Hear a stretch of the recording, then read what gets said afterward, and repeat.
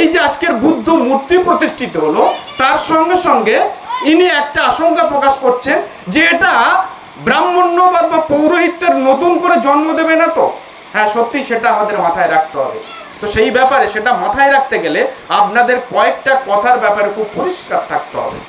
যেমন আমরা দেখলাম কি, সদ্ধর্মে প্রত্যাবর্তন, অর্থাৎ এটা নতুন করে কোনো ধর্মান্তর নয়, প্রত্যাবর্তন। এবার প্রত্যাবর্তন কেন বলছি? প্রত্যাবর্তন এই জন্যই বলছি যে সত্যেন্দ্রনাথ ঠাকুর একটা বই লিখেছেন বৌদ্ধ ধর্ম। সেই বৌদ্ধ ধর্ম বইতে প্রমথ চৌধুরী বলে একজন একটা ভূমিকা লিখেছেন। বাপ 14 পুরুষের ধর্ম ছেড়ে কোথায় যাচ্ছিস? বাপ 14 পুরুষ, কত বললাম? 14 পুরুষ। আপনি 4 পুরুষ আগে গিয়ে দেখুন তো। এই আজকের দিনের যারা বহুজন সম্প্রদায়, এসসি এসটি ওবিসি সম্প্রদায়, 4 পুরুষ আগে গেলে দেখবেন আপনাদের ধর্ম আচরণ করার অধিকার ছিল না, ধর্ম পালন করার অধিকার ছিল না। কয়েকদিন আগে 2 জন মানুষকে ইউটিউবে ধরা হচ্ছিল, সমাজ মাধ্যমে বলা হচ্ছে যে আপনাকে যদি বলা হয় যে আপনি ভারতীয় সংবিধানকে মানবেন না মনু সংহিতাকে মানবেন, তো একজন বলছেন, একজন সাধু, আপনার চতুর্দিকে যে সাধু দেখেন, তিনি বলছেন আমি মনু সংহিতাকে মানব। আর দ্বিতীয় একজন মুসলমান, তাকে বলা হচ্ছে আপনাকে যদি বলা হয় যে আপনাকে কলমা বা কোরআন মানতে হবে অথবা সংবিধান মানতে হবে, আপনি কোনটাকে মানবেন? তিনি তখন বলছেন আমি সংবিধানকে মানব। কেন মানব?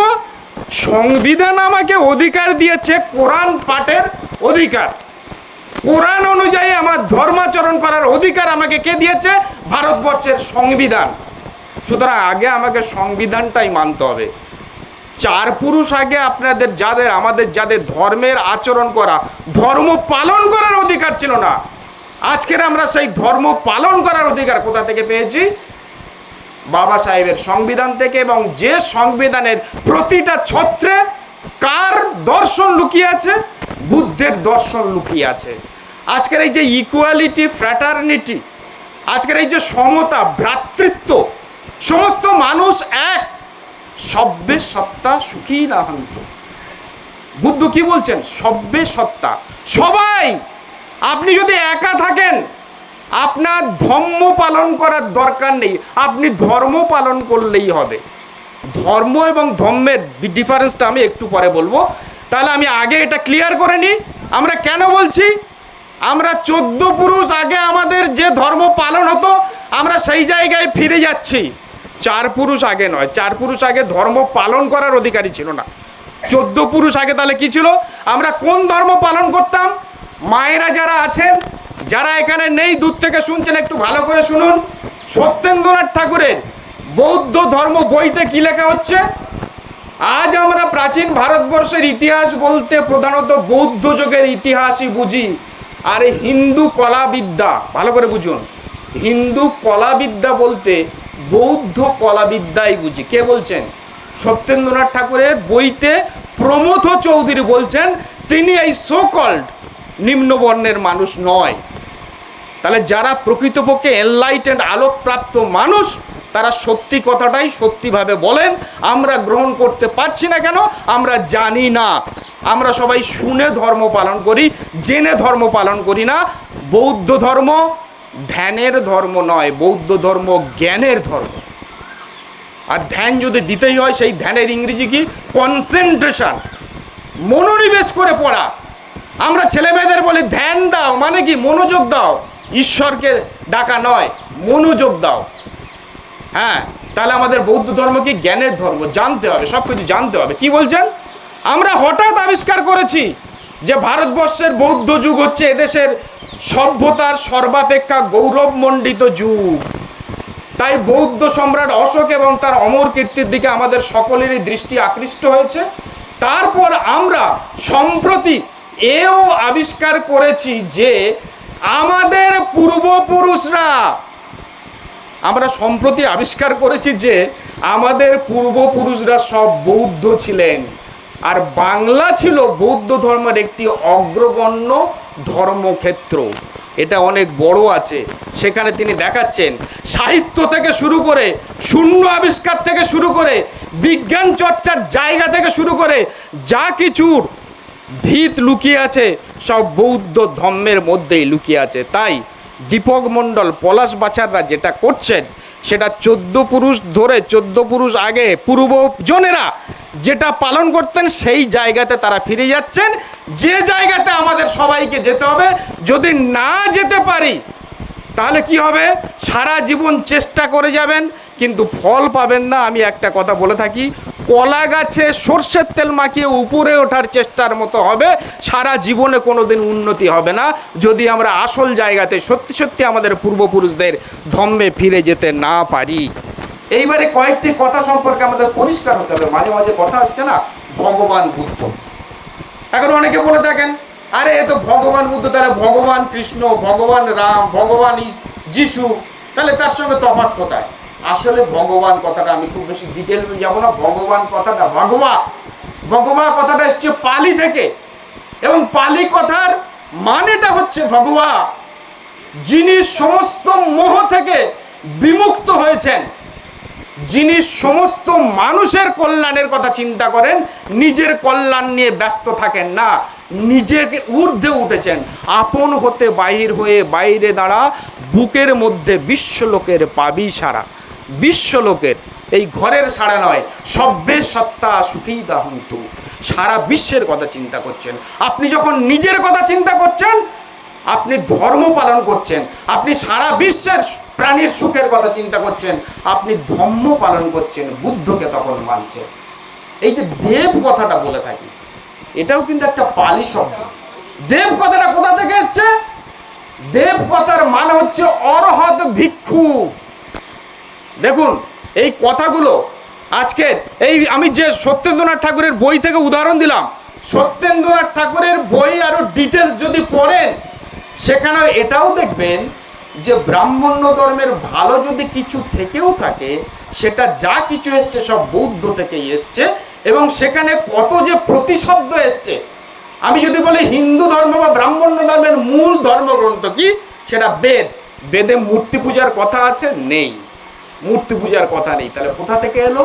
এই যে বৌদ্ধ ধর্মে যখন দুটো ভাগ হয়ে গেল, মহাযানী তারা বুদ্ধের মূর্তিকে বানিয়ে পুজো করতে শুরু করলো। আমরা দুর্বল মানুষ, সামনে না দেখতে পারলে শক্তি পাই না, তাই মূর্তি বানিয়েছি। অ্যাবস্ট্রাক্ট থিঙ্কিং বা শূন্যকে চিন্তা করার ক্ষমতাটা আমাদের কম। এই কয়েকদিন আগে আমরা একটা বৌদ্ধ বিহারে গিয়ে, যখন আমাদের ভান্তেজি আমাদের শেখাচ্ছিলেন ওই প্রাণায়াম বা ধ্যান করার কথা, 1 সেকেন্ডও আমরা কনসেন্ট্রেট করতে পারছি না, এত চঞ্চল। তো সেখানে তিনি বলছিলেন, আমরা বাচ্চাদেরকে বলে, এই এত চঞ্চল কেন? আপনারা কই একবার নাকের দিকে কনসেন্ট্রেট এরকম করে নিজের মধ্যে 1 মিনিট থাকুন, দেখি পারবেন না। তাহলে চঞ্চলতা কোথায়? আমার মধ্যে রয়েছে। তাহলে এটাকে যখন বসে আনছি, সেটাকেই ধ্যানের মাধ্যমে, কনসেন্ট্রেশনের মাধ্যমে। যাই হোক, তাহলে সেখানে কি বলছে না, দেব কথার মানে হচ্ছে অরহত ভিক্ষু। সেই জন্যেই অশোকের শিলালেখতে লেখা আছে দেবনাম প্রিয়দর্শী অশোকা। দেবনাম প্রিয়দর্শী অশোকা মানে ওই অরহত ভিক্ষুদের প্রিয় রাজা হচ্ছেন অশোক। এখানে দেব মানে দেবদেবী নয়, 33 কোটি নয়।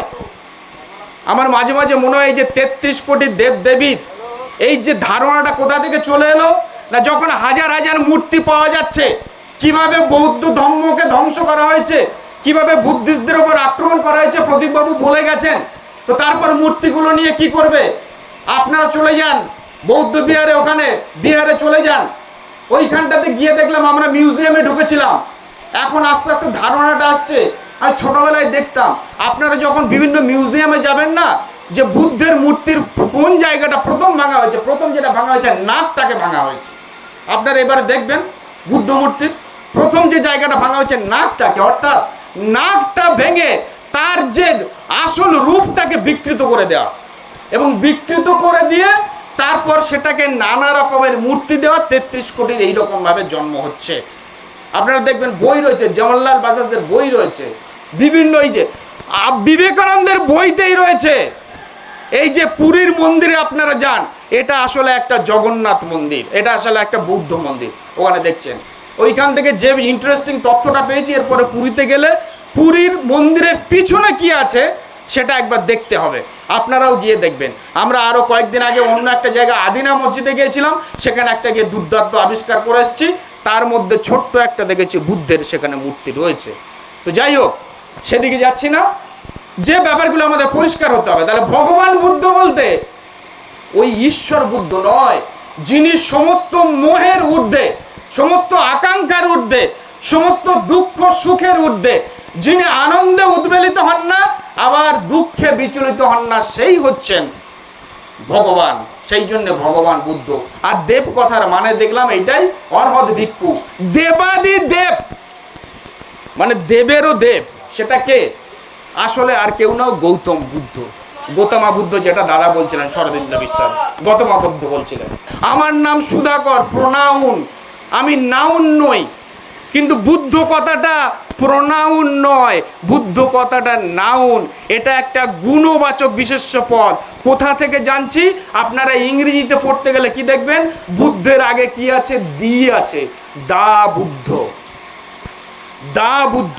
একটু আগে সনাতন কথাটা হচ্ছিল, সনাতন ধর্ম কি করে হবে? ধর্ম হতে গেলে তার তো একটা নাউন হতে হবে। সনাতন ইংরেজি ট্রান্সলেশন করলে কি দাঁড়ায়? সনাতন ইংরেজি ট্রান্সলেশন করলে হয় ইটারনাল, ইউনিভার্সাল, শাশ্বত, চিরন্তন, যেটা আদি থেকে হয়ে আসছে, অনন্তকাল ধরে চলবে, না ভেরানি ভেরে না। তার মানে কি? আপনি ঘৃণা দিয়ে ঘৃণাকে জয় করতে পারবেন না, হিংসা দিয়ে হিংসাকে জয় করতে পারবেন না, ভালোবাসা দিয়ে মানুষকে জয় করতে হবে। এসো ধর্ম সনাতন, এটাই হচ্ছে সনাতন ধর্ম, এটাই চিরন্তন ধর্ম, যেটা আগে ছিল এখনো চলছে। সনাতন কথাটা তাহলে কি হলো? বিশেষণ পদ, বিশেষ্য পদ নয়। আর বিশেষ্য পদ যদি না হয়ে থাকে, সেটা একটা ধর্মের নাম কি করে হয়ে থাকে? ধর্মের কেন্দ্রে হচ্ছে কি? ঈশ্বর, সৃষ্টিকর্তা, আত্মা, ভগবান। ভগবান মানে ওই অর্থ নয়, ভগবান মানে যেটা বুদ্ধ ভগবান সেটা নয়। তারা ভাবে কি ভগবান মানে ঈশ্বর, যাকে ডাকলে আপনি পাপ মুক্ত হতে পারবেন, যাকে ডাকলে আপনি সুখী হতে পারবেন। কিন্তু কজন সুখী হয়েছে এখনো তার কোনো অ্যাড্রেস পাওয়া যায়নি। তাহলে ধর্মের কেন্দ্র হচ্ছে ঈশ্বর, সৃষ্টিকর্তা ইত্যাদি ইত্যাদি। ধর্মের কেন্দ্রে মানুষ। এখানে শুধু মানুষের দুঃখ, মানুষের কষ্ট, এগুলো নিবারণ করার চিন্তা করতে হবে। আজকের গৌতম বুদ্ধের মূর্তি যদি এই বাড়িতে স্থাপিত হয়ে থাকে, ওটা ওই রকম মনে করতে হবে এটা লিখিত আকারে কিছু মতাদর্শ আমার সামনে রয়েছে, যে মতাদর্শগুলো আমাকে বারবার অনুপ্রাণিত করবে এই সংবিধানকে মান্যতা দিতে, এই দেশকে মান্যতা দিতে, এই সমাজের মানুষের কল্যাণের কথা চিন্তা করতে, এই বিশ্বের সবার কল্যাণের কথা চিন্তা করতে হবে। যদি আমরা যেটা করতে পারি, তাহলে তবেই আমরা ভগবান বুদ্ধকে পূজা করছি। আবার বলি, পূজা, পূজা কথাটাও পালি কথা। পূজা কথার মানে হচ্ছে সম্মান জানানো। পূজা কথার মানে কিন্তু কোনো অলৌকিক মূর্তিকে কাছে ডাকা নয়। তাহলে এইভাবে যদি আমরা বুদ্ধকে আবার এই দেশে প্রত্যাবর্তন করাতে পারি, তাহলে আবার হবে কি? সত্যি কথায় কবির সেই কথাই হবে কি? ভারত আবার জগৎ সভায় শ্রেষ্ঠ আসন।